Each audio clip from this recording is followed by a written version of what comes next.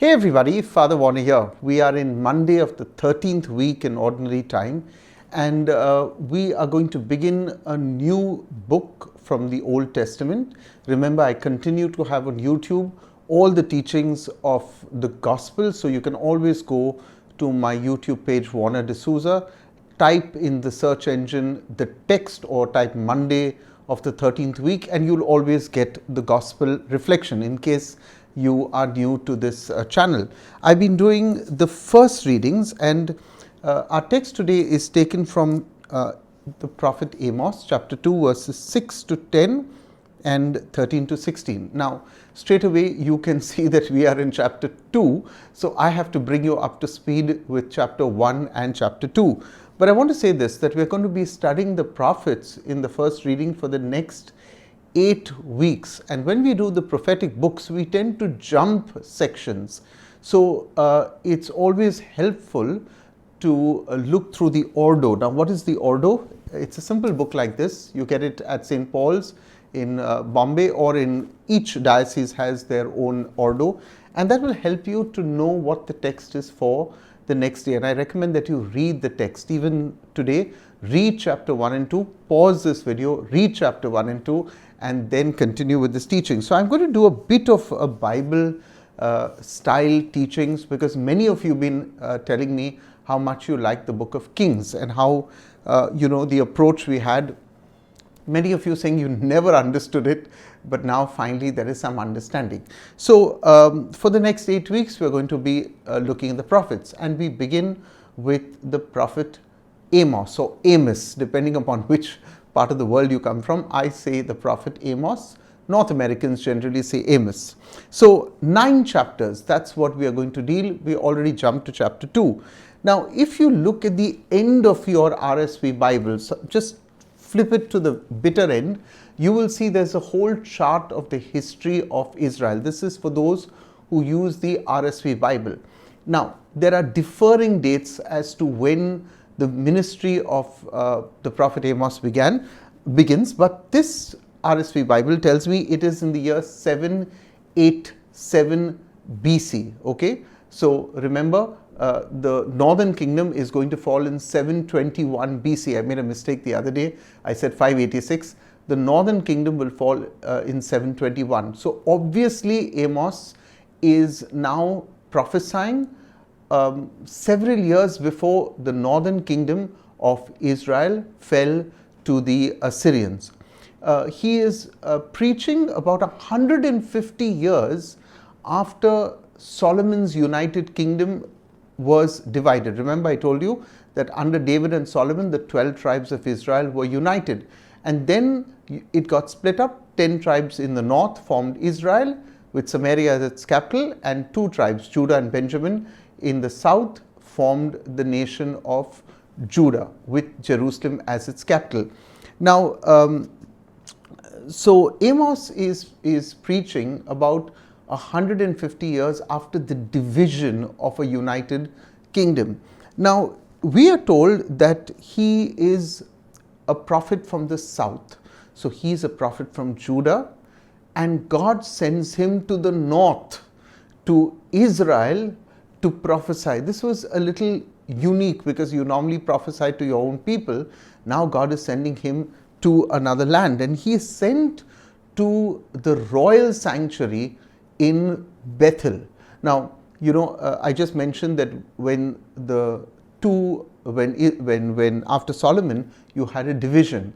The 10 tribes in the north had their capital in Samaria, but they didn't have a temple or a sanctuary like the south would have. In the south, in Judah, you had Jerusalem as which had the temple.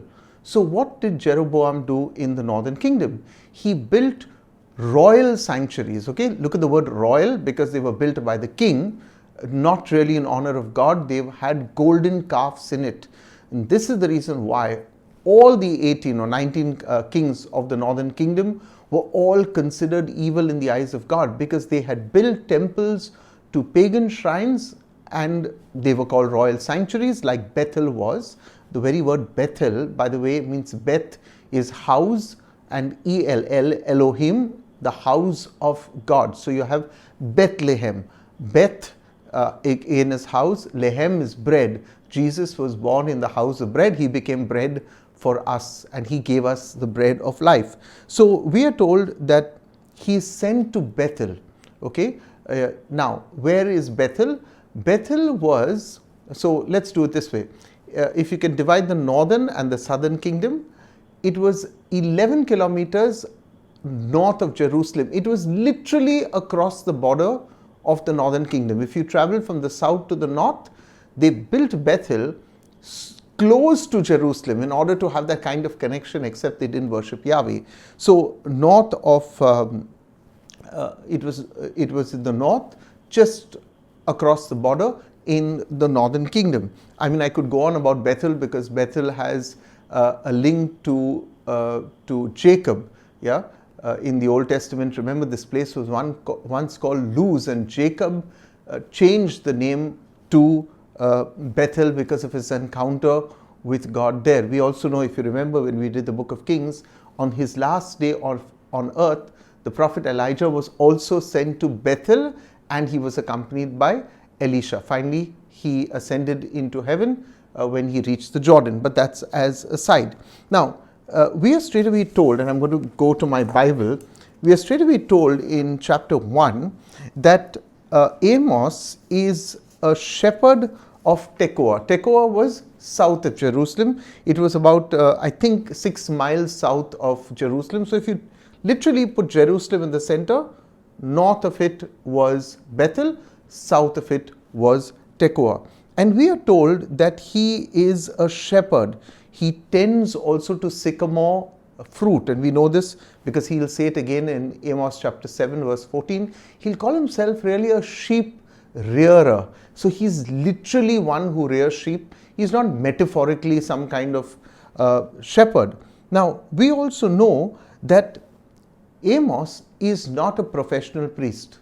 Yeah, he is therefore, he has his own profession. Why do I say he was not a professional priest? Because at this point of time, you had the sons of the prophets. These were a school of prophecy. So there were also professional prophets at this point of time. And you can see God so often chooses just the most insignificant people. Here's somebody tending to sycamore fruit and sheep, and God picks him. He did it with David. He did it with Peter. He did it with Thomas. He just does it with everybody. That's the nature of God. Every time you think you're useless in the eyes of God, guess what? You're a perfect candidate for God's ministry. Okay, so he is not a professional prophet. He is not even a priest, but God chooses him. Now, therefore, he becomes if I may use the word, a country bumpkin that God sends to the city. From the country, he was sent to Bethel, which was a leading religious city. Now, we are also told in the introductory text, and that's why I said read chapter 1 verse 1, that the king in Judah in the south was Uzziah, and in the north was Jeroboam, the son of Joash. Now, Uzziah was one of the better kings of the south, one of the good kings of the south, except that if you continue to read the text of 2 Kings, I think it was, I'm not too sure where the text is, but I've misplaced it. But somewhere in 2 Kings, I remember reading that Uzziah, who was a good king towards the end of his life, wanted to become a priest, and he enters the temple and he tries to burn incense, and the high priest is really incensed by his wanting to burn incense. We know that he's struck down with leprosy. So that's another teaching. Yeah, God picks us all for a particular role. He picked me to be a priest, not to be a bishop. Okay, He's picked each one of you. Don't aspire for what you're not meant in God's great plan. God has a great plan for all of us. Sometimes we aspire for things that we ought not to, and we end up into a bit of hot water. Now, while Amos prophesied in about 787, which I said, in the same time there was another prophet prophesying to the northern kingdom. Remember, I said Amos went from the southern kingdom to the northern kingdom. But in the northern kingdom, in the year 785, there was another prophet. His name was Hosea. And Hosea is also speaking. So they were contemporaries. They were also speaking to Israel in the north, warning Israel of what was to come. So if you look very carefully, they were talking to the same people, they were talking at the same time, same message, but very different styles, extremely different styles. You will see that Amos is one who just gives it to you in your face. Absolutely, he doesn't care. Yeah, Hosea will talk about marital relationships and compare marital relationships with, the infidelity in marital relationships to the infidelity between God and his people Israel, and he will be nice. That doesn't happen with the prophet Amos. He is literally what we call an in your style, in your face prophet. Now, you will notice that in chapters 1 and 2, God will, through the prophet Amos, so remember, Amos is talking to the people of the northern kingdom. He's talking in the royal sanctuary of Bethel. And God is going to pass judgment on 6 nations. If you have your Bible in front of you, see verse 3, verse 6, verse 9, verse 11, verse 13, and chapter 2, verse 1. 6 nations he is going to condemn. And God is saying, each time he says, I will not revoke my punishment. And by the way, these punishments all came true. Now, imagine you being in the northern kingdom. God judges 6 of your enemies around you. And what do you say? Oh, wonderful, Lord, they deserve it. Give it to them. Give it to them. You're applauding. Then God decides also the 7th nation is to pass judgment on Judah. Remember, Jerusalem is its capital. So here is a prophet coming from Judah, going up to Israel, and he is passing sentence on his own people. You can imagine how happy the Israelites must have been in the north, saying, wow, God is even going to punish Jerusalem. And then the 8th kingdom, in chapter 2, verse 8, the 8th kingdom is Israel itself. Now, when you look at it, God is going to punish Damascus, which was at that time Syria. The capital was Damascus. Syria was the country. Then the nation of the Philistines with its many cities, Gaza, Ashdod, Ekron. So God is, and Ashkelon. By the way, if you find names like Ashkelon and Ashdod familiar, just go to the incident that happened in October in Israel, and you'll realize that the cities that got attacked on the Israeli side were cities like Ashdod and Ashkelon. So these cities are ancient cities. So God passes judgment on Gaza. He passes his judgment on Tyre.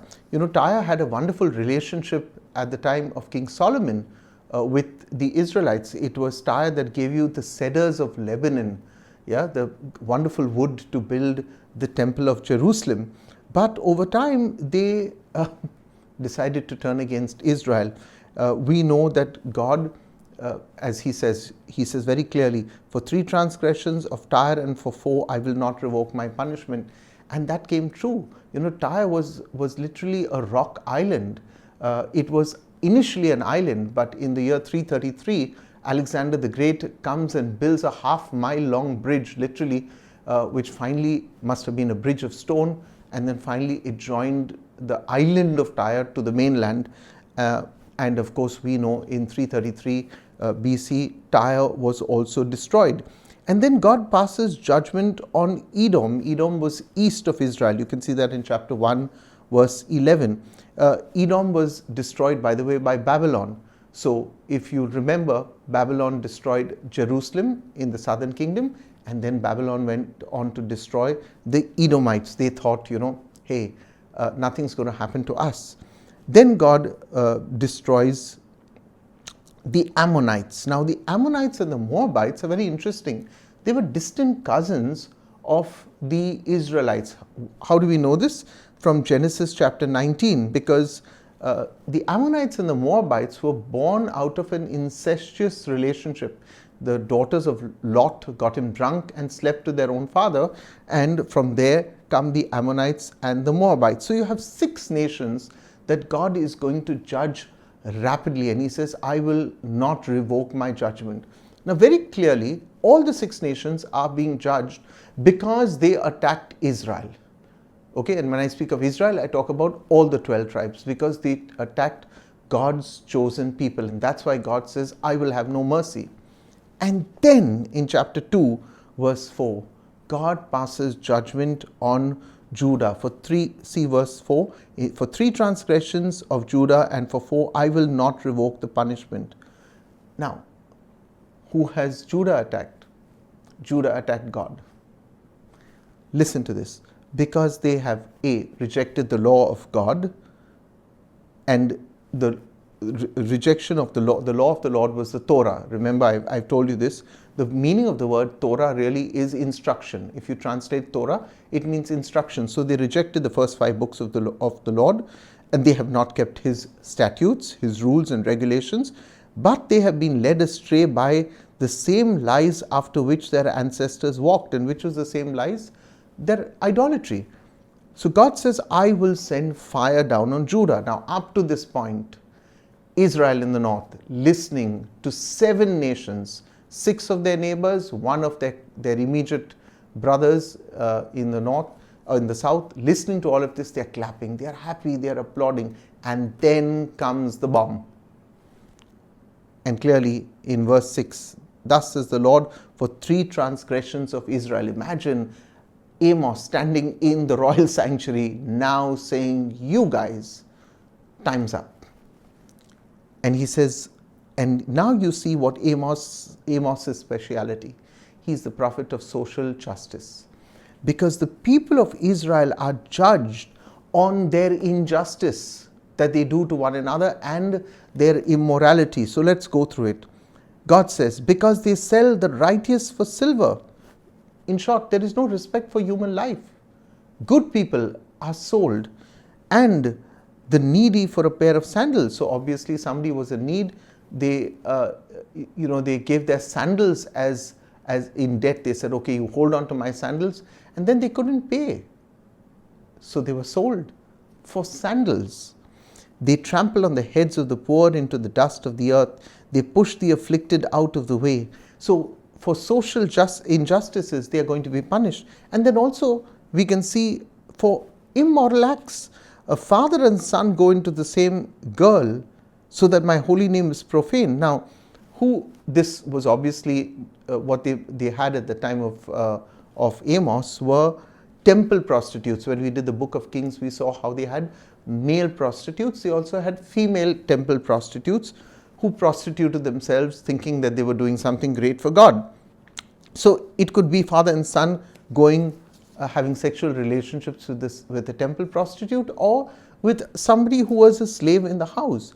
And God continues, he says, they lay themselves down besides every altar on garments taken in pledge. So I have snatched this. Somebody owed me money. I have now taken they've given me their clothes to hold on to. I wear those clothes and I prostrate myself before God. But what you wear is not yours. It technically belongs to someone else. So God brings them up on one charge after the other. That's the text of today. And God says, these iniquities that you have done, I will not forgive. So I know today's been a long teaching, almost 18 minutes right now, but I've tried to cover up chapters 1 and 2, and each day I will continue to teach you a little bit about the prophet Amos. It's always good to sit down with pen and paper. So you pause the video, listen, make your notes, or as I do sometimes, write in my Bible, which helps me also to remember. I don't have a fantastic brain. I'm not a very intellectual person, but I have to put in hard work in order to teach you. So continue to read the text, and I will continue to teach you for the next 8 weeks the prophets. Pray for me. I need the grace to also be able to find the time and to teach you. See you everybody. God bless you. The Father, Son, the Holy Spirit. Bye for now.